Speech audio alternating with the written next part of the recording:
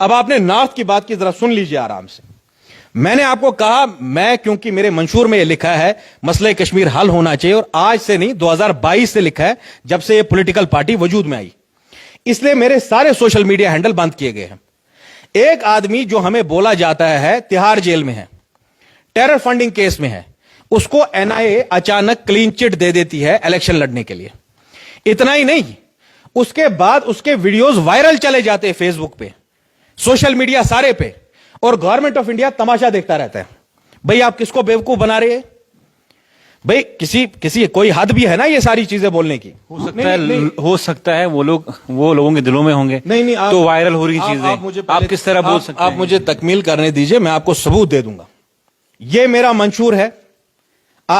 आवामी इत्तेहाद party का मंशूर कहां है? वो जो रायशुमारी की बात कहते थे वो उनके मंशूर में क्यों नहीं है आज? ये बात का जरा जवाब दे दे वो मुझे पहली बात बताइए। आई विटनेसेस ने मुझे बोला कि रशीद इंजीनियर के भाई को, जो कल तक एक टीचर के हैसियत से काम करते थे, आपको मालूम है यहां बच्चे खुदकुशी कर रहे, जॉबलेसनेस है। एक आदमी ने गेस्टेड नौकरी छोड़ दी जहां लाखों रुपया उसको माहाना तनख्वाह मिल रहा था सियासत के लिए। ऐसी कौन सी एश्योरेंस उनको दिल्ली से मिल गई है?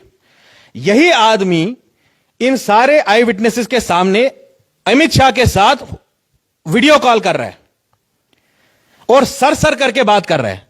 भाई मैं तो अमित शाह के साथ सर करके बात नहीं करता हूं। कौन सा डिक्टेशन मिल रहा है होम मिनिस्ट्री से?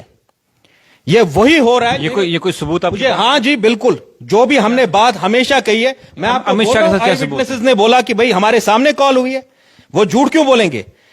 फारूक अब्दुल्ला से कल वो आई विटनेस आपको अगर चाहे हम पेश करेंगे। जब हमने बोला डीडीसी में उन्होंने वोट बेचे अल्ताफ बुखारी को, तो इनके डीडीसी से जाके पूछ लीजिए। Let the investigation agencies put out their call records and put out my call records also, कि मुझे कहां से कोई बात बोल रही है।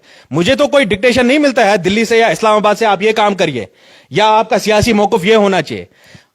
आपको मसूद साहब ये समझनी होगी बात कि हमें किसी से कोई दुश्मनी नहीं है, हमारी किसी से कोई रंजिश नहीं है। हम अपनी कौम को बचाना चाहते हैं। यह कौम डसी हुई है बार बार। लेकिन नहीं, आप मुझे तकमील करने दीजिए। 2014 में जिस तरह महबूबा ने हमें बेचा और खरीदा, वो दोबारा नहीं होने देंगे हम। और वही काम आज नॉर्थ कश्मीर के साथ हो रहा है। आप मुझे एक बात बताइए ना, जब मेरी सिक्योरिटी विड्रॉ की जाती है, जब मेरे सारे Twitter handle, social media handle बंद किए जाते हैं, जब अखबारों को यह हिदायत दी जाती है गवर्नमेंट ऑफ इंडिया के जरिए कि यह आदमी हमारे लिए थ्रेट है, यह बीजेपी के खिलाफ है, इसको रोका जाए। अच्छा, आज ही हमें इनपुट आए जब हमने प्रेस कॉन्फ्रेंस दी कि पुलिस वाले किसी ना किसी डॉजियर में हमें फंसाना चाहते हैं, हमें जेल की नजर करना चाहते, क्योंकि हम गवर्नमेंट ऑफ इंडिया का राज फाश कर रहे हैं। क्या मीडिया को यह खबर नहीं थी 28 तारीख को रशीद इंजीनियर को छोड़ा जाएगा? क्या मीडिया के पास यह खबर नहीं है गवर्नमेंट ऑफ इंडिया 20 से 30 हजार आदमी मोबिलाइज करके एयरपोर्ट भेजने वाली थी, यह दिखाने के लिए कि रशीद इंजीनियर तो बहुत बड़ा लीडर है? कौन कर रहा है मोबिलाइज? कौन दे रहा है गाड़ियों को पैसा जो लोगों को मोबिलाइज कर रहे थे नॉर्थ कश्मीर में? भाई मसूद साहब, हमको आप कल के पैदा हुए हैं, लेकिन वो उस पार्टी से एक इंसान ने इलेक्शन कॉन्टेस्ट किया, लेकिन आज असेंबली इलेक्शन में लगभग पूरे कश्मीर से कैंडिडेट। आप पहले मुझे बताइए उनका मंशूर क्या है? कल तक जो पार्टी रायशुमारी की बात करी थी, पिछले 5 साल में तो मैंने किसी को नहीं सुना। परसों उनके जो उन्होंने स्पोक्स पर्सन लाया अभी किराए पे, वो स्पोक्स पर्सन बोल रहे हैं हम कोई झूठी बात नहीं बोलेंगे। झूठी बात का क्या मतलब होता है? मतलब पहले आप झूठ बोल रहे थे जब आप रायशुमारी बोल रहे थे, आप पूरे नॉर्थ कश्मीर को we were trying to hoodwink people. आप मासूम लोगों के एहसास से खेल रहे थे आप मुझे मसूद साहब एक बात बताइए, सरजान बरकाती की बेटी नहीं है, शबीर शाह के बच्चे नहीं है, नईम खान के बच्चे नहीं है। आप सिर्फ बोलते हैं तिहाड़ का बदला वोट से, तो फिर सरजान को भी लड़ने दो ना आप इलेक्शन। सरजान बरकाती का कागज क्यों आप रिजेक्ट कर लेते हैं और रशीद इंजीनियर का एक्सेप्ट कर लेते? कमाल की बात है, एक आदमी तिहाड़ जेल में बैठा है और एनआईए उसको नो ऑब्जेक्शन दे देती है। फिर पकड़ा किस केस में आपने उसको?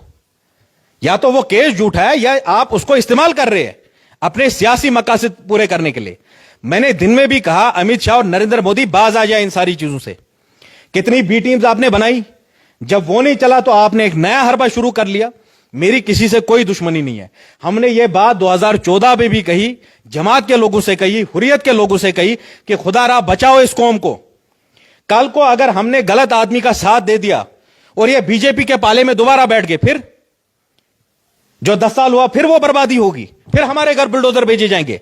नहीं मसूद साहब, आप जवाब दे दीजिए आप इसका, और इस पार्टी को बोले जवाब देने के लिए। जब अगर ये रशीद इंजीनियर के सारे लोग इतने बड़े नेल्सन मंडेला है ही और कौम के इतने गमखार हैं, जब अब्दुल रशीद डार की कुनन पोशपरा में कस्टोडियल किलिंग हुई, उसकी लाश किसने निकलवाई? जब यहां श्रीनगर में बुलडोजर चले, वही बुलडोजर तो बारामूला में भी चला। अगर ये इतने ही हमदर्द थे कश्मीरी कौम के, ये तब कहां थे? जब डाउनटाउन में हमारी बच्चियां सड़क पे बैठी थी, तब कहां थे ये एआईपी के लोग? और ये सारी चीजों में बोलते हैं हमारा लीडर जी जेल में है, तो क्या पूरी पार्टी भी जेल में थी? आज आप 40-50 सीटों पे तैयारी कर रहे हैं असेंबली इलेक्शन जीत के एमएलए बनने की। एमएलए सबको बनना है, मगर कुर्बानी किसी को नहीं देनी है। रशीद इंजीनियर की पार्टी तो अब मैं चाहूंगा वो जवाब दे दे इन सारी चीजों पे। आज भी मेरे मंशूर में पहला पॉइंट है डिग्निफाइबल रेजोल्यूशन ऑफ कश्मीर। अगर हिम्मत है तो अपना मंशूर बताओ पहले।